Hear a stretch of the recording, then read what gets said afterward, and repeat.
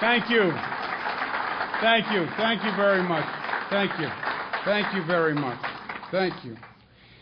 I have to admit, I'm a little nervous today. I was late coming out of Albany. The plane was late taking off. We landed late. I was late getting here. Just a little anxiety. I get out of the car and somebody comes up to me and says, "Sister Hill is waiting to see you in her office." Brought back waves of Catholic school fear and guilt and blame. I thought I was back in detention. I said, "She got me. She got me." I looked at my mom. "I'm sorry, sister. I'm sorry." 8 years, Sisters of Charity at St. Gerard Magella, Archbishop Malloy High School 4 years, Fordham. So I feel the guilt and the pain. I'm sorry I was late, sister. I'm sorry. It won't happen again. It wasn't me. It was the pilot. It was the pilot. Sister Hill, St. Joseph's, it's a pleasure to be here. Thank you very much for having us. And let's give the sister a round of applause for us.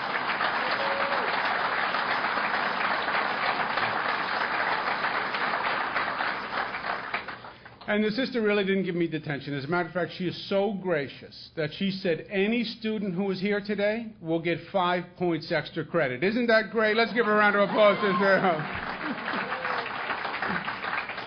Bob Megna, who is the budget director for the whole state, it's a pleasure to be with him. He is quite the professional, and he does have a tough job. It is very tough to be a budget director when you're broke. Basically, that is a very tense situation.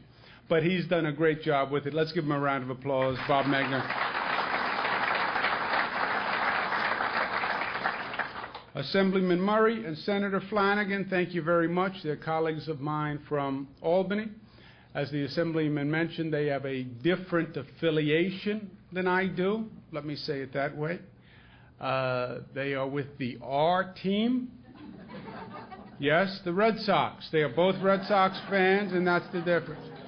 No, we are from different political parties, but we are here together, and we work together. And many of my other colleagues, the Assembly and senators who are here today, we're working together. One of the problems, I believe, in Albany, government across the board, but surely Albany, is that it was too partisan.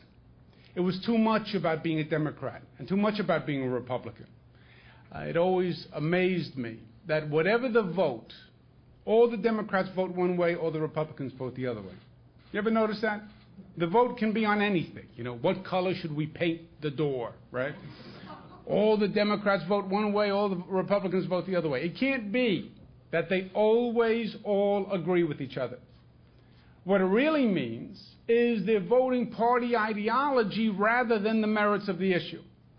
So rather than saying, who do I represent and what's best for my district, is saying, what is my political affiliation and how am I loyal to my political party rather than the people of the state of New York. That's what has to change. And what we are saying here together today, by being here together, is yes, we are Democrats, yes, we are Republicans, but we are New Yorkers first, and we're going to act that way. And let's give them a round of applause.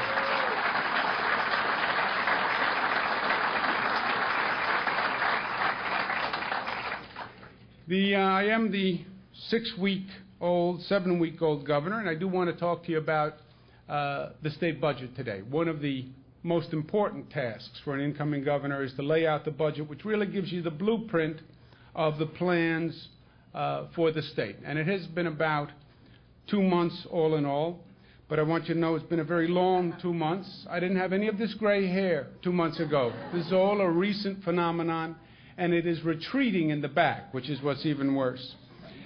I started office with 3 goals. Number 1, clean up Albany. Clean up the ethics, clean up the corruption, give you a government that you can be proud of once again, and a government that works for the people of the state. Number 2, balance the budget and clean up the fiscal mess. It seems every year the recurring Albany story is they have a budget problem, right? That's every year. The budget is late. That's every year. The state has a deficit. That's every year. Get the state's fiscal house in order once and for all. And third, and most importantly, what this is all about is get the economy running and create jobs, jobs, jobs.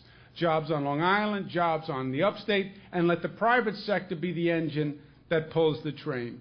I believe the state is at a crossroads. I believe these are perilous times for the state, and I think this budget plan lays out a road to recovery. But it is a different type of budget plan. Why? Because normally a budget is about the numbers. This is too profound a time for it just to be about the numbers. The question in this budget plan is really, what are the choices and what are the values that we're making as a state?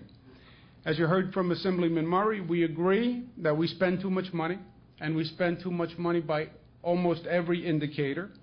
You have spending rates in the state of New York that are unsustainable, and this chart says it all. 10-year average state spending was increasing at 5.7%.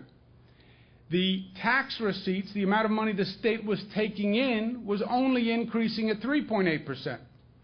And personal income growth was 3.7%. So you're spending 5.7, you're making 3.8, and your families are earning 3.7%. And by the way, that's all twice the rate of inflation. This is the story of the state over the past 10 years. And I agree with the Assemblyman. Simple rule of economics is you cannot spend more money than you make. I'm trying to teach this lesson to my 3 daughters. I'm also trying to teach this lesson to the New York State government. This has to change. We have to get our spending in line with our earnings. And we've spent too much for too long. Now, because we spend too much, we tax too much. We have the highest tax state in the nation. $4,800 New York's per capita state and local tax burden, 66% above the U.S. average. It is the worst among the states.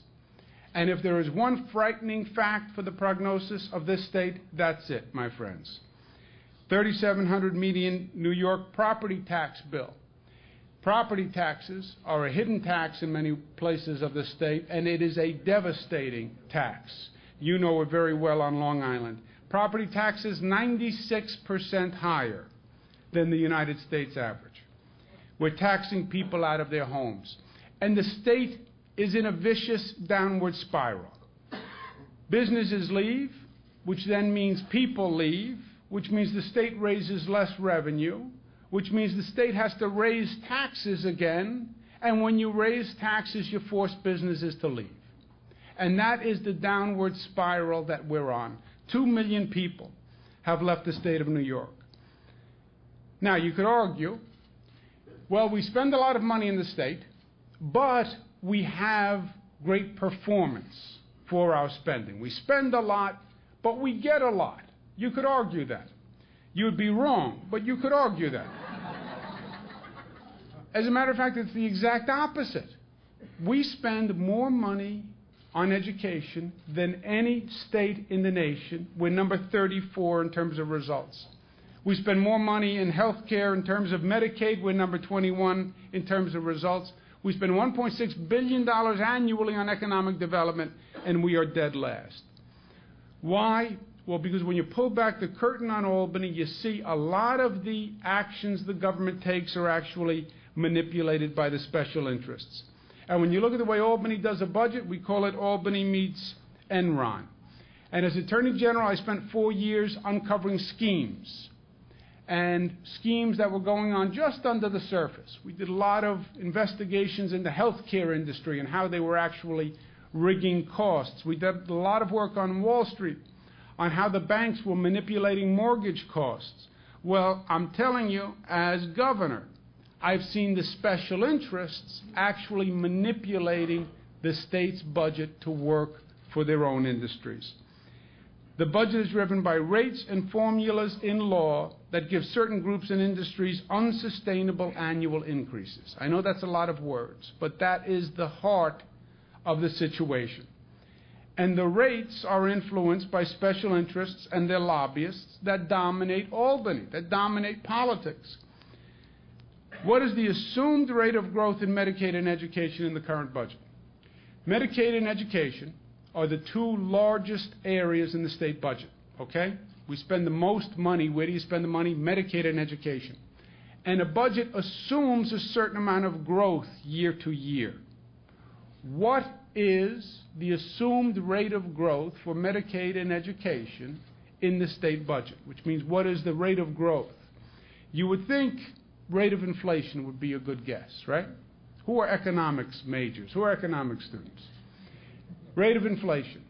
Or maybe you think we're generous, you'd say it's 4%. Maybe it's 5, maybe it's 6, maybe it's 7. It's actually 13% increase in Medicaid and 13% increase in education. Now, well, maybe it's a one-year anomaly. You could argue that too, but you'd be wrong again.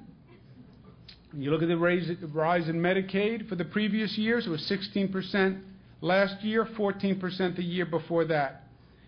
Going forward, it's 13% and 9%. You look at education going forward, it's 13% and 11%. Nothing, my friends, is increasing by these amounts. Not inflation, not incomes, not savings. These rates of growth are unsustainable, they're unnecessary, and they're unjustifiable. It is the permanent government. It's not about Democrats and Republicans. It is about the permanent government that runs Albany. I was in Albany 30 years ago. There was another Governor Cuomo, by the way. A fellow named Mario Cuomo, who I happen to be related to. He's the husband of my mother, actually. And my father became governor in 1982, and I went up as his special assistant. I was 23, 24 years old. I now go back as governor. The same people I met 30 years ago are in the same places, in the same hallways in Albany. That is the permanent government. It's the lobbyists, it's the corporations that have professional operations to influence the government, and they're there year after year after year. And they're not Democrats, they're not Republicans, they're not political. It's business. It's power. It's money. Permanent government. For the students here, there was a great author by the name of Jack Newfield. He's no longer with us. He was a great investigative reporter, worked for a paper called The Village Voice, then worked for the New York Post. But he wrote a book called The Permanent Government just on this point, that we think it's about politics. It's not really about politics. It's really about the corporate interests that control our government. And that's what we have in Albany. And that's what we have to change. Now, most appalling, these budget increases are going up at a level that's unsustainable and we can't afford. But they're not even tied to performance or outcomes. It's not even about helping the people.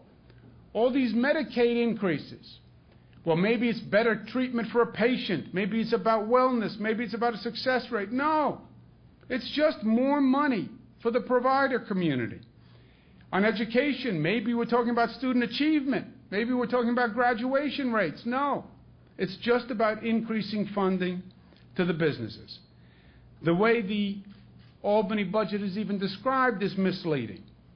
When they talk about cutting the budget, a cut is defined as anything less than the anticipated growth. So anything less than 13% increase is called a cut.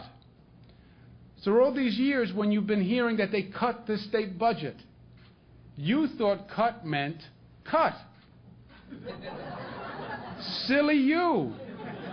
Why would you think cut means cut? Cut meant they didn't have as large an increase as they thought they were going to have. Well, the state has a deficit. What is the deficit? We have a $10 billion deficit. $10 billion deficit is the difference between what the state collected and what the state needs to fund the 13% increase. That's the deficit. If the increase was the rate of inflation, rather than having a $10 billion deficit in this state, we'd actually have a $1 billion deficit. All of this, the past 10 years, the increases, the misleading nature, we got away with it because the economy was running strong and the rising tide covered a lot of sins. Today it's a crisis. Why? Because all of these shenanigans are running into a real decline in the economy and a real drop in revenues. And we just can't get away with it any longer. What do we need to do? We need to redesign the programs to make them about performance, make them about people. We need to recalibrate spending to a sustainable rate that we can actually afford. and we need to focus on rebuilding the economy because that's what it's all about. We're going to start with the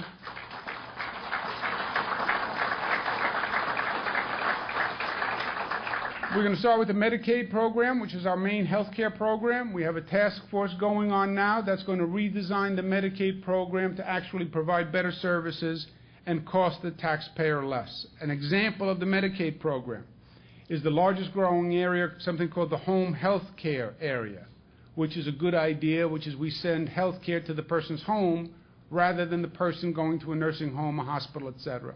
It's the largest growing area in Medicaid. It has exploded. What this chart says is 50 cents on the dollar, more than 50 cents on the dollar. 52 cents on the dollar is all about administrative overhead and paying administrative costs to organizations that have nothing to do with actually providing patient care. You can't afford waste of 50 cents on the dollar anymore. It should have never happened in the first place, but you can't afford it anymore. To recalibrate spending in the state, in my budget, I propose a cut in the Medicaid program year to year of 2%. We would go from $53 billion to $52 billion. Even with that 2% cut, when you look at how Medicaid has increased over the past 10 years, it will still go up 5.7% compared to 2.3%, the rate of inflation. And the growth in Medicaid going forward will be recalibrated to a standard that we can live with. We propose a 4% increase, which is the health care CPI year to year. 4% would replace the 13% growth because we can't sustain the 13%. When it comes to education, we would use a different approach, that we want to promote performance and achievement. Right now, we fund education by providing basically block grants to a school district. A school district gets a certain amount of money year after year. School district is going to get $8,000. Take a number. Whatever that school district is going to do, it's going to get $8,000. If it does a great job, it's going to get $8,000. If it does a terrible job, it's going to get $8,000. Why don't we believe in performance. We believe in higher graduation rates. We believe in new strategies to incentivize students. Why don't we reward performance? Why don't we say to a school district, if you do a better job, you're going to get more money. If you do a better job, you're going to get an award. Principal, if your school district excels, you're going to get an award. Teacher, if your students excel, you're going to get an award. And then we're going to find out what you're doing in that school district so we can emulate it in the other school districts. We want to have 2 performance funds, which is a totally dramatic, different idea for the state. One fund where you reward, districts get bonuses for performance in the school and performance by the students, increased academic performance. That's one award program. The second award program is for school districts who manage more efficiently. Find ways to save money. Find ways to reduce the bureaucracy. And we'll give school districts that find management savings a performance bonus. But if you believe in performance, you want to incentivize it, then use the money to do that. Schools are funded, as you know, by the state. They're also funded by local governments. The total funding last year was $52.9 billion. We will propose a reduction of $1.5 billion, which is 7% of the state aid. When it is combined with the local funding, on average, it's about a 2.9% increase. Well, decrease, 2.9% decrease. Our proposal says you can find 2%, 3% in management savings and redesign savings. No one wants to have a reduction. Everybody would love to have an increase. We have had dramatic increases to education over the past decade. The truth is we can't afford it anymore. And we are going to have to recalibrate. And we're asking school districts and the management of school districts to find savings within the management. Well, we can't find any savings. I don't believe it. Well, it's hard. That I believe. But I don't believe there are no management savings to be found. I don't believe you could have double-digit increases over the past decade and you can't find any management savings. By the way, on the state side, we're taking a 10% reduction year to year. 10%. We're asking school districts to take on the average of 2.9% as a reduction. Where could they find management savings? Number one, just to give them ideas to provoke their management efficiency. They have reserves, many school districts, and they can be using their reserves to fund the temporary cut. School districts have about $1.2 billion in reserves. They also have $600 million in unspent federal funds. This entire cut is about $1.5 billion. Administrator compensation. We pay school superintendents all across the state a lot of money. I don't begrudge them getting paid a lot of money, but it's really a lot of money. Some school superintendents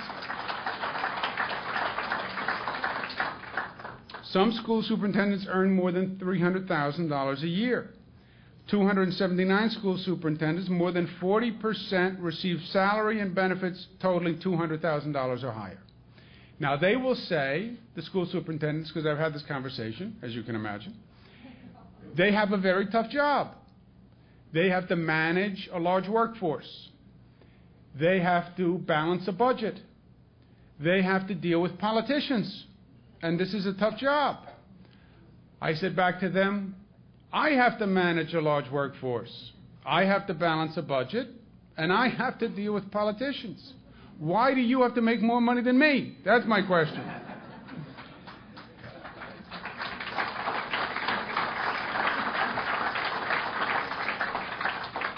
You could propose a wage freeze for the management and the teachers, which would make up a large amount of the savings we're trying to incur. If the teachers pay the same amount for health care benefits that the state employees pay, that would be about half the amount right there. If we consolidated school districts and shared services, not everyone has to have the same back office overhead, right? Not everyone has to do payroll. Not everyone has to do purchasing. Not everyone has to do transportation. If you consolidated the back office functions, you could have a significant amount of savings. So there are savings to be found. By the way, on Long Island, I spent 4 years as AG. I did many cases on Long Island of waste and fraud and abuse in school districts. I don't believe that they can't tighten their belt. I don't believe it. We want a quality education. We want to incentivize quality education. But we can't afford wasteful management and bureaucracy, and we have that. And it is a process that we have to go through to find out how can we actually manage, how can we actually do it better. This is not about sacrificing the quality of education. We want to increase the quality of education, but we want to make the government work better for the people of this state. And when government officials say to me, or government bureaucrats say, well, we can't go through this, we can't find any savings, I do reject that. You know why? Because every family in this state has had to deal with a tough economy for the past 2 or 3 years. Every family has had to sit at that kitchen table and find savings. Every business has had to sit at that conference table and find savings.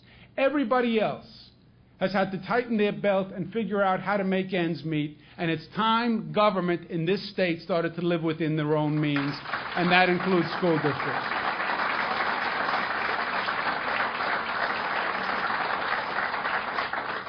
Going forward, we would tie the increase in education to 4%, much like Medicaid. State operations, as I told you, we're going to take the deepest cut. We're going to do the most significant reorganization to end waste, fraud, and abuse. We're starting a comprehensive review of all the government agencies to find out which ones we can consolidate. We proposed $450 million in savings from our workforce, and we're going to work cooperatively with the workforce to find the $450 million. If we don't, that could be 9,800 layoffs in the state, which is obviously a very dramatic and difficult situation. There is excess prison capacity in the state. Why? Because at one time, due to the demographics in the state, the prison population was actually increasing dramatically.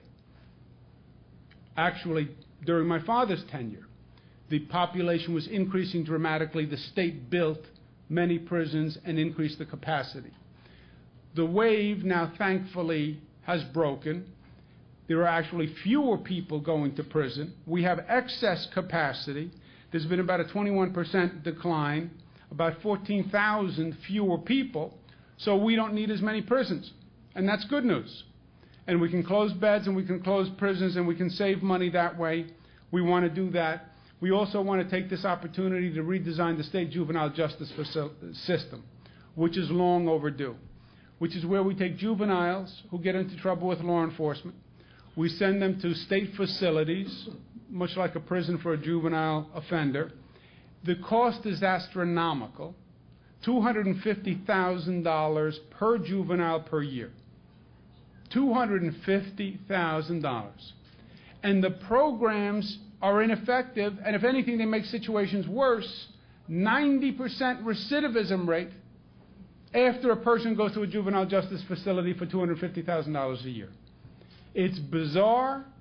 It's insanity. It should have been stopped long ago, but we're going to take this opportunity to do it. And we're going to focus on rebuilding the economy. Why? Because really, at the end of the day, the way we're going to make this state work is we're going to grow the economy and we're going to grow our way out of this. We're not going to cut our way out of it. We have to increase the jobs, increase the economic activity, increase the wages, increase the payments, and grow our way out. We're going to focus primarily, and most of my time as governor will be spent attracting jobs to this state. We're going to do it by regions. I spent 8 years in Washington, in the federal government. I did economic development all across the country.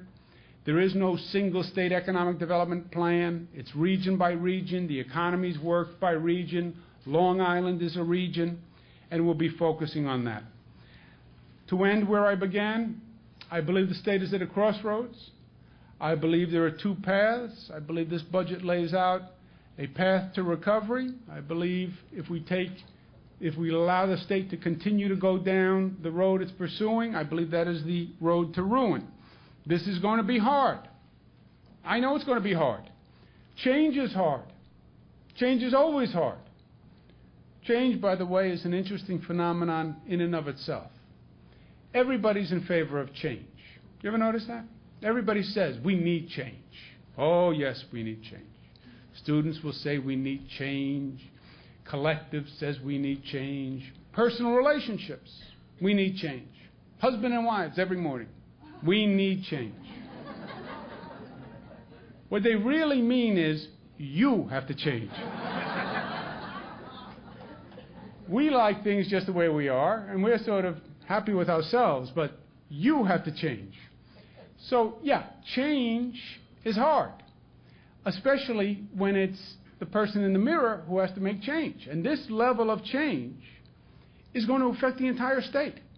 It's the state government, its towns, its villages, its cities, its school districts. It is the entire state. Because what we have been doing for the past 10 years, we just can't keep doing anymore.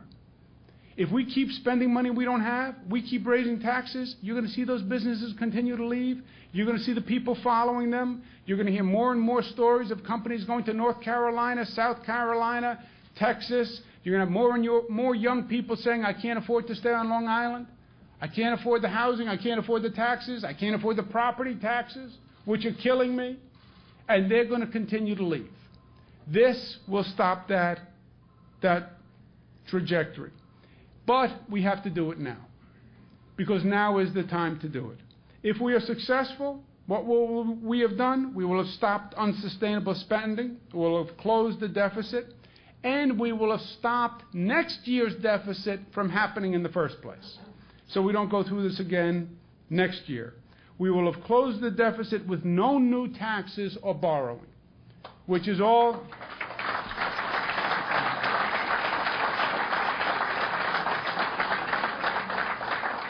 which, my friends, will be a phenomenal accomplishment, and I believe will be a signal that is going to be heard around this nation. We'll begin the government redesign for a new day, and we'll start performance funding of these programs. So we're not just funding programs, we make the programs work for the people of the state. We'll commence real economic growth, and we will reposition New York nationally. Because everybody's watching how we handle this situation. And the other states have taken one course, and this is the course we're on. If we succeed on this course, I truly believe we'll reposition this state nationwide in terms of competition for businesses. We will say this is a different state than you thought we were. We're not the tax and spend state.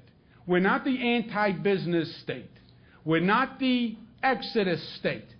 We're the state that invites businesses and grows businesses, and we will reposition New York to say New York is open for business once again.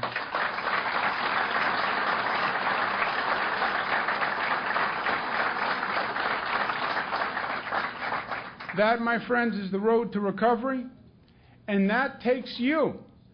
You know, democracy works when you make it work. And this is a dramatic plan. And we were talking about all those special interests.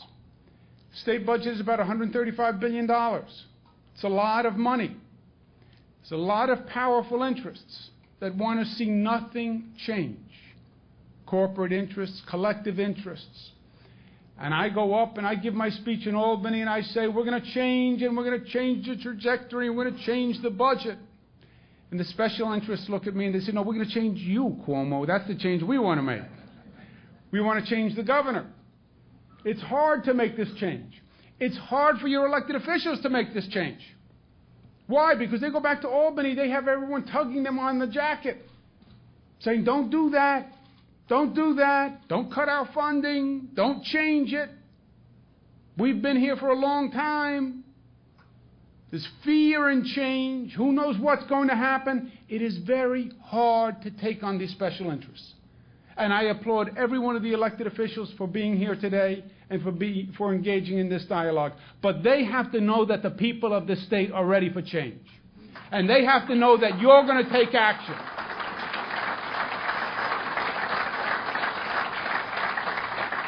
You can't leave it to someone else. You can't leave it to me. You can't leave it to them. Democracy is about you. I am one person. I'm going to do everything I can, but you know where my power comes from, the power of a governor? The power of a governor comes from the people. I'm only strong when you're behind me. I'm only strong when the people are there and I'm speaking for them. And there is one voice from the people, and it is a strong voice and a focused voice and an active voice. Otherwise, the special interests win the day. Otherwise, the naysayers win the day, the way they have won the day every year for the past 10 years. You want to change the trajectory? You change it. You want to change the dynamic in Albany? You have to change it. You take action. You are more powerful than you know.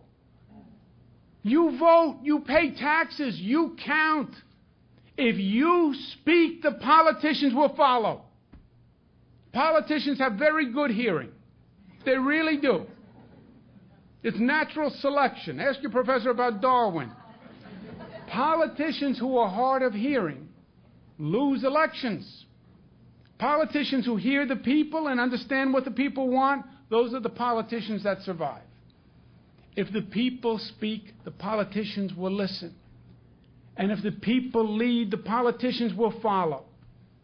And if you want to change this state, and you want this state back, and you want to take control of your government back, and you want the government to represent you rather than the special interests, then you have to make your voice heard, and you have to act. All I can do is give you the facts. All I can do is lay it out for you. All your elected officials can do is say, here are the problems and here's the choice. What do you think? You have to lead in democracy too. And that's what I'm asking you to do today. Take this state government back. Make this state all it can be. Let's make this government as good as the people of this state. Together we're going to do just that. Thank you and God bless you.